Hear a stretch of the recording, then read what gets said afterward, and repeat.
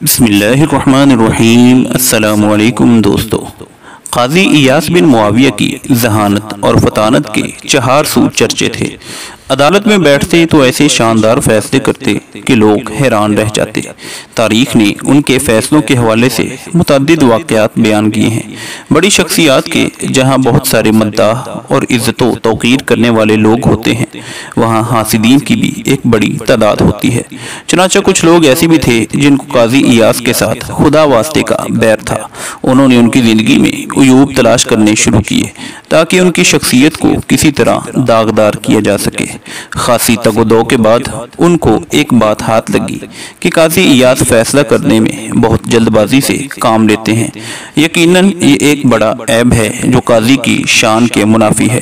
سنجیدگی اور متانت کا تقاضا ہے کہ فیصلہ کرنے سے پہلے خوب غور و فکر کیا جائے اور اس کے بعد فیصلہ سنایا جائے۔ حاسدین نے ان کے بارے میں لوگوں میں یہ شوشہ چھوڑ دیا اور رفتہ رفتہ یہ بات مشہور ہوتی گئی کہ قاضی صاحب فیصلہ کرنے میں بڑے جلد باز ہیں۔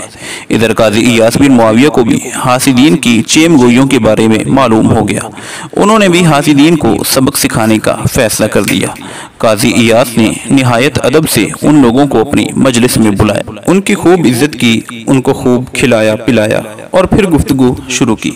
اس دوران میں اچانک انہوں نے اپنے ہاتھ کو بلند کیا اور کہنے لگے، ساتھیو ذرا بتانا ان انگلیوں کی تعداد کتنی ہے؟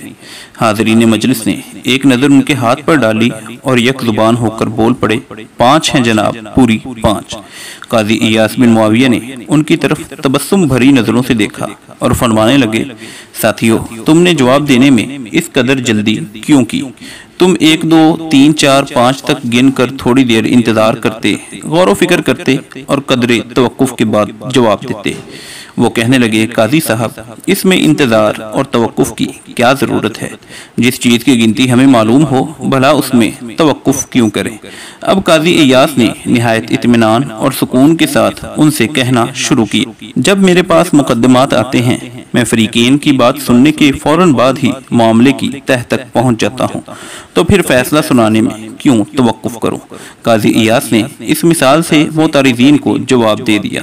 اس طرح حاسدین کی چال ناکام ہو گئی اور انہیں معلوم ہو گیا کہ وہ فیصلہ سنانے میں جلد بازی نہیں کرتے، بلکہ وہ اپنی خدا داد ذہانت اور صلاحیت کی بدولت بات کی تہ تک پہنچ جاتے ہیں اور بغیر کسی تاخیر کے مقدمے کا فیصلہ صادر فرما دیتے ہیں۔ حاضرین مجلس وہاں سے اس طرح رخصت ہوئے کہ وہ اچھی طرح سے قاضی ایاز کی ذہانت کے قائل ہو گئے اور ان کے خلاف مجالس میں جو گفتگو کیا کرتے تھے اس سے باز آ گئے۔